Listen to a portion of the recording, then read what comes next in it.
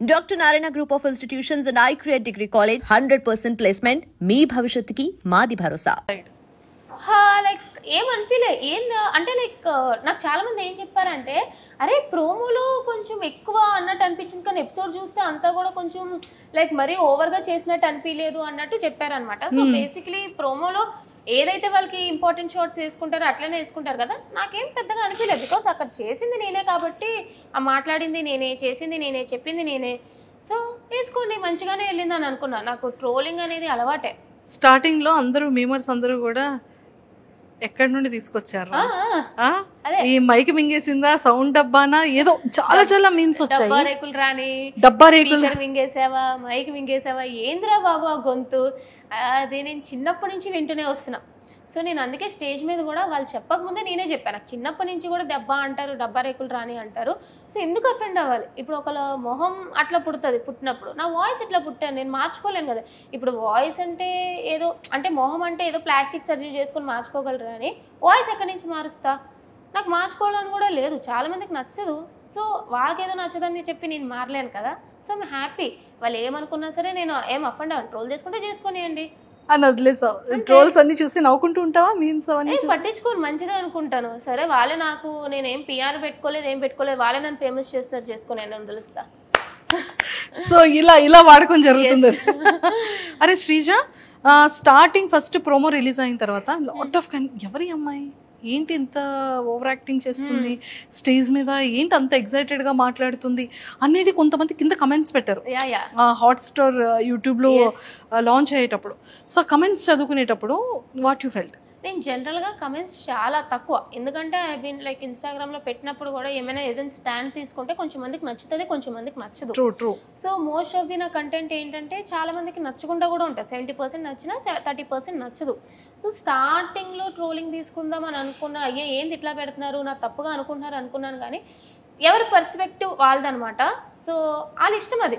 ఇప్పుడు నాకు మంచిగా వెళ్ళింది, ఫస్ట్ ఎపిసోడ్ నాది చాలా ట్రోల్ అయింది, సెకండ్ ఎపిసోడ్ నాకు చాలా మంది సపోర్ట్ చేశారు, ఎవ్రీ మెంపేజ్ కానీ ఎవ్రీ పర్సన్ ఎవరైనా సరే. సో మనం వెళ్ళి అరే నేను ఇట్లా కాదని మార్చలేం కదా, వాళ్ళు చూపిస్తారు, వాళ్ళు చూసినంత వరకు వెళ్ళి తెలుసుకుంటారు. సో నేను ట్రోలింగ్ గురించి అస్సలు పట్టించుకోను, ఆ బ్యాచే కాదు, ఆ టైపే కాదు. సూపర్. అండ్ రీసెంట్గా ఈ ఫ్యూ డేస్లో నీ ఎపిసోడ్స్ రిలీజ్ అయిన తర్వాత చాలా హాట్ టాపిక్గా మారింది ఒక టాపిక్. ఏంటి నవదీప్ గారు శ్రీజ అని ఒక కామనర్ పర్సన్ అలా అనడం ఏంటి? ఓ వచ్చేస్తారమ్మా, ఒప్పుకుంటూ వచ్చేస్తారమ్మా ఊరు నుంచి, సంథింగ్ వర్డ్స్ యూస్ చేశారు. సో అది రియల్గా ఇన్సైడ్ స్టేజ్ మీద జరిగిన సిచ్యువేషన్ ఏంటి? అండ్ లాస్ట్లో అతను స్మైల్ ఇచ్చేది కూడా చిన్నది కనిపించింది, లైక్ నవదీప్ గారు అది కామెడీగా అన్నారా, సీరియస్గానే అన్నారా? Okay, everything what ever happened అది మీకు ఆర్గానిక్ గానే చూపిస్తున్నారు. అతను అట్లా తిట్టడం అదంటే యాక్చువల్లీ నవదీప్ గారు ఈజ్ వెరీ స్వీట్. ఆ అగ్ని పరీక్ష షో మీరు ఎంత చూస్తున్నారో అంత చూస్తే ఆ షో నడిపించేది నవదీప్ గారే. ఈజ్ వెరీ ఎనర్జెటిక్, అసలు మొత్తం షో అంతా కూడా మాస్టర్ మైండ్ అనమాట. అతను అంత మంచిగా ఉంది. బట్ ద థింగ్ ఈజ్ నాకు నిజంగానే ఆడియన్స్కి కొంతమందికి అది టాస్క్ ఫేర్ అనిపించింది, కొంతమందికి అన్ఫేర్ అనిపించింది. Most of the audience unfair అని ఫీల్ అయ్యారు. సో అక్కడ మేము చూసాం కాదు డైరెక్ట్గా, నాకు నిజంగానే అన్ఫేర్ అనిపించింది అనమాట. సో నాకు శ్రీముఖి గారు అడగగానే నిజంగానే అనిపించింది కాబట్టి నేను నార్మల్గానే బయట కూడా కొంచెం ఇలా తప్పులు జరిగితే స్టాండ్ తీసుకునే మనిషిని, అక్కడ ఎదురుగా జరిగినప్పుడు ఖచ్చితంగా స్టాండ్ తీసుకుంటాను కాబట్టి. సో నాకు ఎవరైతే అనిపించింది అంటే నేను డెఫినెట్గా రేస్ చేసి నాకు అనిపించింది అనగానే శ్రీముఖి గారు లేదు కూర్చో అని అనేశారు. బట్ తర్వాత నేను ఎక్స్పెక్ట్ చేయలేదనమాట ఇలా నవదీప్ గారు నన్ను స్టేజ్ మీద పిలిచి ఇలా అడుగుతారు అని చెప్పి. అప్పుడు కూడా నేను చెప్పిన నిజంగానే కల్కికి నీట్గా ఎక్స్ప్లెయిన్ చేశారు, షాకిబ్కి ఎక్స్ప్లెయిన్ చేయలేదు అని చెప్పి.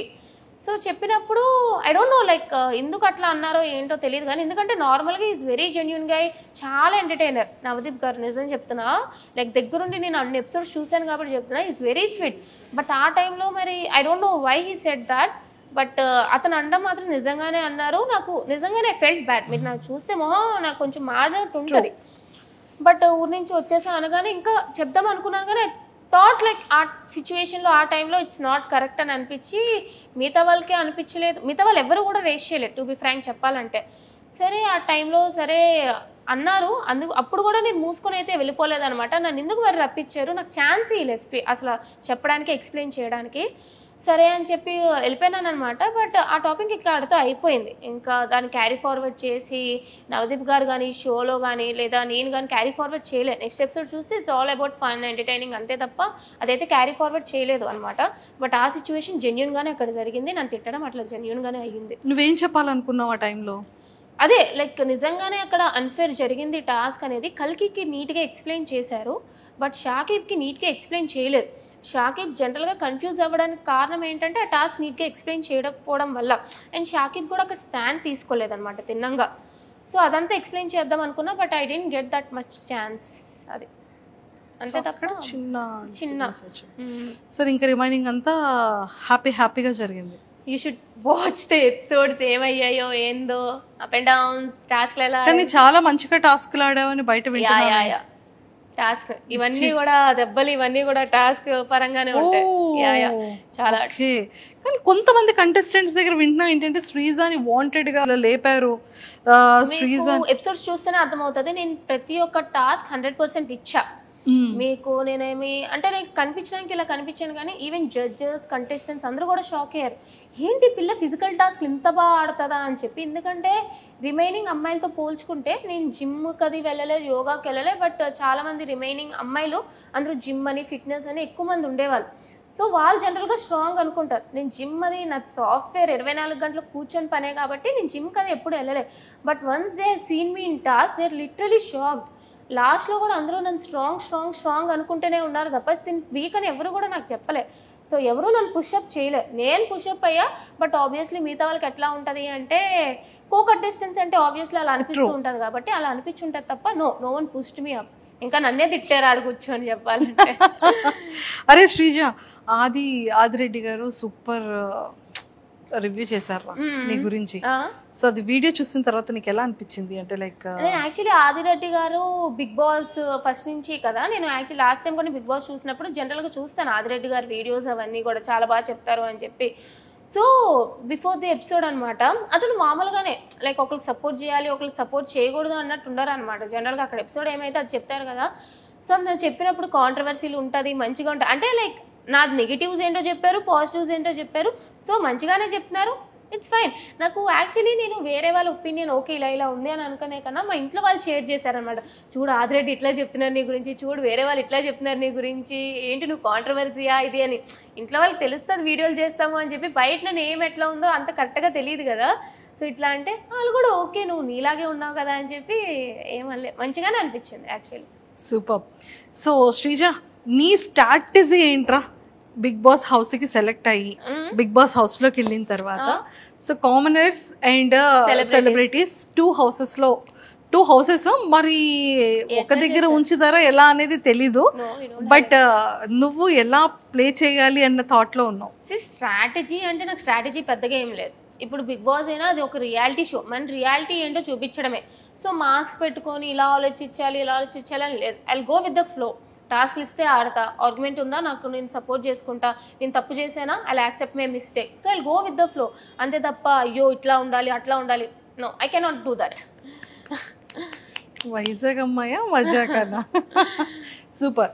శ్రీజ, ఆఫ్టర్ బిగ్ బాస్ అగ్ని పరీక్షకి నీ స్టేజ్ మీద నీ ప్రోమో రాకముందు నీ లైఫ్ స్టైల్ ఎలా ఉండేది? ఈ 15 daysలో నీ లైఫ్ స్టైల్ ఎలా చేంజ్ అయింది? లేదు అంటే ఎక్కడికైనా నేను ముందు కొంచెం అంటే ఎంతైనా ఇంట్లో ఉంటాను కాబట్టి ఈ నైట్ ప్యాంట్ నైట్ టాప్ వేసుకొని తిరగడం అలవాటు. వైజాగ్ అంతా అట్లానే తిరుగుతాను అనమాట. సో ఈ మధ్య ఏంటంటే కొంచెం బయటికి వెళ్ళినప్పుడు మరీ అంత మేకప్ కాకపోయినా సరే ఒక మంచి డ్రెస్ వేసుకొని వెళ్దాం, గుర్తుపడుతున్నారు అనమాట జనాలు. ఒక బాడేమక్క అక్క, నువ్వు బాగున్నాక నా ఓట్లు మీకే వేసామక్క అని చెప్తుంటే ఐఎమ్ హ్యాపీ. అంతే తప్ప మరీ ఓవర్గా ఏం ఫేమ్ వచ్చేలేదు కానీ గుర్తుపడుతున్నారు జనాలు. సో యా, గుర్తుపడుతున్నారంటే హ్యాపీయెస్ట్ థింగ్ కదరా. హ్యాపీ. శ్రీజ, నీలో అంటే ఆఫ్టర్ స్టేజ్ తర్వాత నీలో ఏమైనా చేంజ్ చేసుకోవాలి ఇది నేను అనిపించే థింగ్ ఏమైనా? యాక్చువల్లీ ఏంటంటే నేను చాలా ఓవర్ థింకర్. సో టాస్క్లు అయినా సరే ఇంత ఇస్తే నేను ఇంత ఆలోచిస్తాను అనమాట. సో చూస్తారు మీరు కూడా. సో నాకు టాస్క్లు ఏమి ఇచ్చినా సరే నాకు నార్మల్గా కూడా లైఫ్లో కూడా ఓవర్ థింకింగ్ చేసేస్తూ ఉంటా. సో ఒక టాస్క్ వచ్చినా సరే నేను చాలా ఎక్కువ ఆలోచిస్తాను, ఇది ఇట్లా ఎందుకు చేయకూడదు, అలా ఎందుకు చేయకూడదు, విన్ అవ్వడానికి డిఫరెంట్గా అనుకుంటూ ఉంటాను అనమాట. థింకింగ్ కొంచెం ఎక్కువ అనమాట. సో దానివల్ల టాస్క్లో ఒక్కొక్కసారి అప్ అండ్ డౌన్ అవుతూ ఉంటాయి. బట్ ఓవరాల్గా ఓవర్ థింకింగ్ కొన్ని టాస్క్లు నాకు బాగానే పనిచేసింది, బట్ కొంచెం తగ్గేయాలనిపించింది. అండ్ మోర్ ఓవర్ ఏంటంటే ఆర్గ్యుమెంట్స్లో నాకు జనరల్గా ఏంటంటే కొంచెం వేరే వాళ్ళకి కూడా ఛాన్స్ ఇవ్వాలి అని అనిపించింది. నా వాయిస్ టోన్ కొంచెం లెస్ చేసుకోవాలి అని. బికాజ్ నేను ఆర్గ్యుమెంట్ పెట్టినా, వేరే వాళ్ళు ఆర్గ్యుమెంట్ పెట్టినా ఏంటంటే నా వాయిస్ వల్ల వేరే వాళ్ళకి కొంచెం ఇబ్బంది, ఇరిటేషన్గా అనిపిస్తుంది. అంటే ఇక్కడ నుంచి వస్తుంది నా వాయిస్, కొంచెం వాయిస్ గట్టిగా అంటే ఇక్కడ నుంచి వస్తుంది, ఇక్కడ నుంచి బేస్ వాయిస్ వచ్చినా పర్లేదు, కీచు గొంతు వస్తుంది నాది.